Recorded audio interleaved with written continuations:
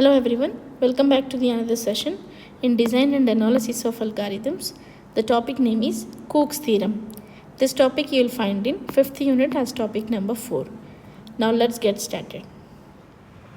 Before we discuss about Cook's Theorem, let's have a clarity about these 4 terms.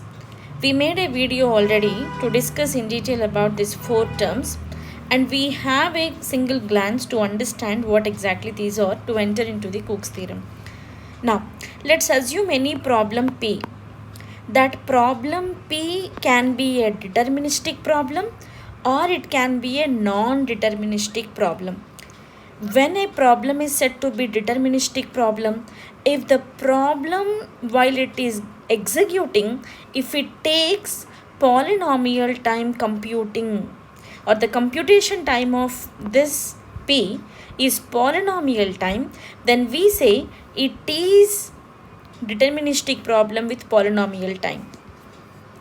Or if the problem P is non-deterministic with the exponential time.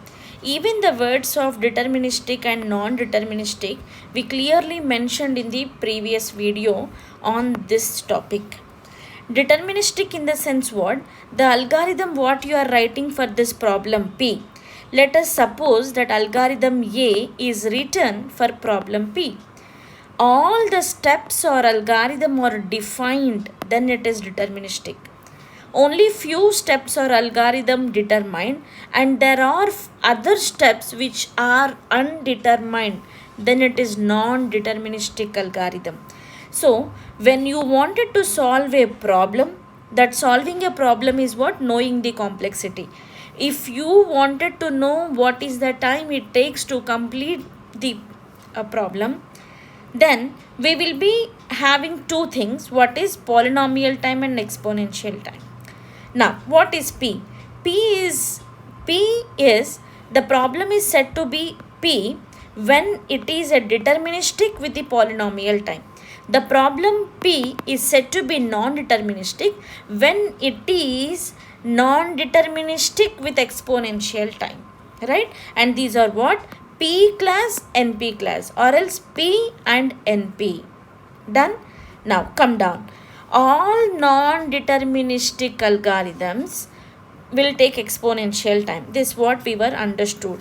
In the last previous video of this, we were made one point clear with the example algorithm that few steps of the algorithm will take polynomial time and the other steps inclusion it takes exponential time. So we divided this NP into two problems, NP hard problem, NP complete problem. NP hard problem, the name itself it says it is hard. That is, you cannot get the solution. Yes, there are problems which we cannot get the solution. All NP complete problems are NP hard. Today you have one problem that is from NP hard. Now tomorrow you are going to solve a problem that is NP hard. So most probably all problems are NP hard problems. We will be solving the NP hard problem step by step and will be differentiating that the problem which are executed in polynomial time, the NP hard problem only, if it takes polynomial time of execution time, we say it is NP complete. If the problem is not it taking polynomial time, if it is not comes to the, all the steps are known and something else, then we will be saying it is NP hard problem. So NP hard problem still it is in research, and that's what every day there will be an upcoming technology, upcoming topic where we will be seeing a solution towards of many problems. So every problem is what? NP. NP is a superset. When you have a superset, this superset is going to have everything. Now from everything we'll be taking one by one to out to solve it. Then it becomes P, right? So this is what the beauty of P, NP, NP hard, NP complete. If you can understand this particular slide with these 4 terms, you can rule Cook's theorem. It's on your fingertips to understand. Now let's see what is Cook's theorem. So Cook's theorem is basically introduced by Stephen Arthur Cook and Levin. So these are two persons who introduced this Cook's theorem. So it is also known as Cook-Levin theorem. Cook's-Levin theorem. Cook's theorem is same. It is introduced in 1971. So Cook's theorem basically takes Boolean values, that is true or false values, and it is what satisfiability problem. Now, what do you mean by Cook's theorem? The definition of Cook's theorem is what? It states that satisfiability is in P if and only if P is equal to NP. So in the previous video, we were done about satisfiability problem, what it is. So simply you can say it is SAT problem or satisfiability problem.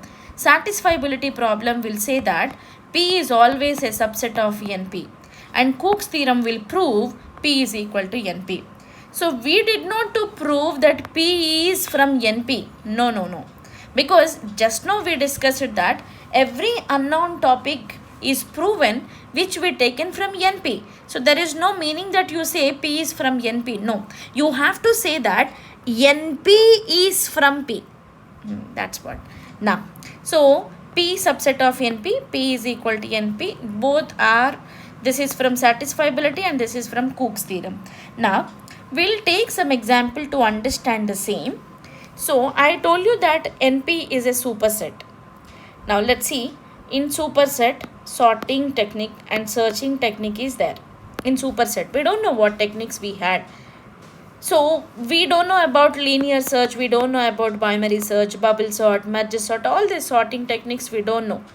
They are in non-deterministic algorithm. They are in this NP set. So, when some researchers are coming out with their great implementation, they will be taking one from this NP to P. They are converting or they are finding the solution for these problems, and those are comes to the P. So day by day, when researchers are doing something on these superset problems, P value will grow and it will occupy the whole NP. So one day your all NP problems will be solved.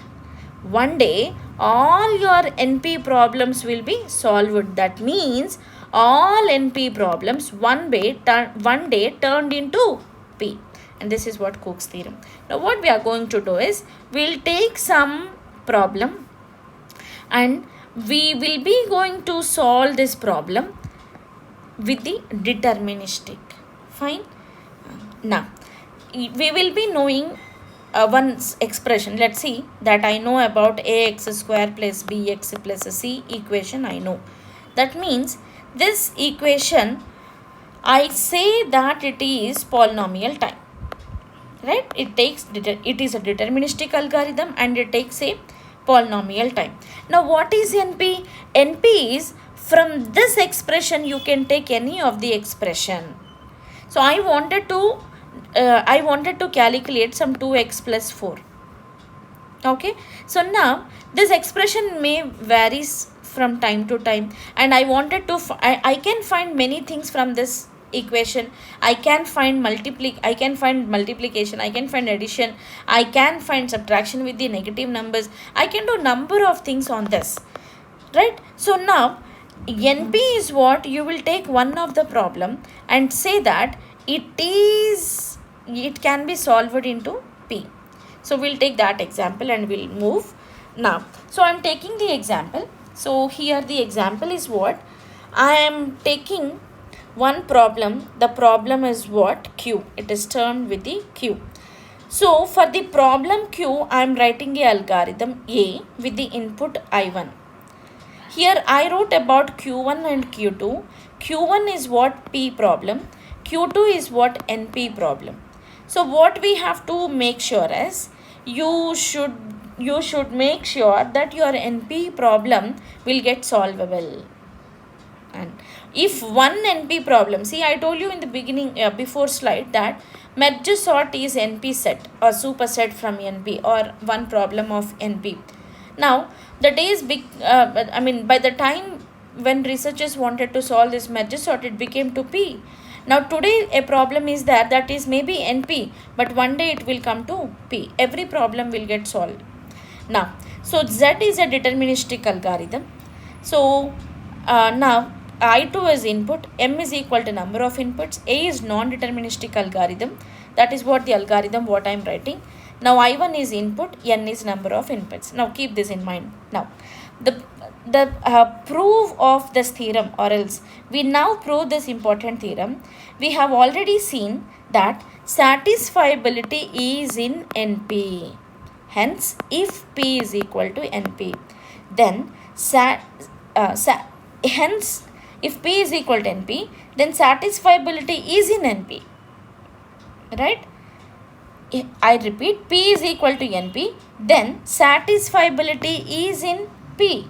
It remains to be shown that if satisfiability is in P, then P is equal to NP. To do this, we show how to obtain from any polynomial time non-deterministic decision algorithm A and input I. Now that the formula or the solution is what? Q of A comma I, such that Q is a satisfiability SAT problem if and only if A has a successful termination with input I. If the length of I is in N and the time complexity of A is P of N for some polynomial P, then the length of Q is exponential. A deterministic algorithm Z says that outcome of A, algorithm of A, and in any input of I can be easily obtained. Now this algorithm Z simply computes Q and then uses deterministic algorithm for satisfiability problem, and the complexity is what? Q of M.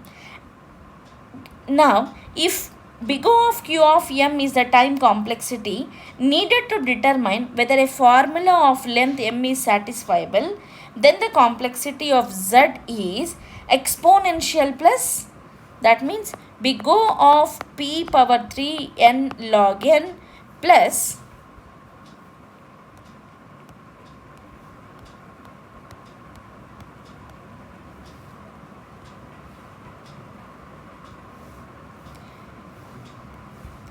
big O of P cube of N log N plus Q of P cube of N log N. If satisfiability is in P, then Q of M. If satisfiability is in P, then Q of M is a polynomial function of M and the complexity of Z becomes polynomial. Hence, if satisfiability is in P, then for every non-deterministic algorithm A in NP, we can obtain a deterministic Z in P. So, the above construction shows that if satisfiability is in P, then P is equal to NP. So, this is what Cook's theorem. We will be proving that one undefined problem or one problem with the few steps are not determined and few are determined, then that few can be defined through the defined algorithm or defined things. So that is what Cook's theorem says. P is equal to NP. Thank you all.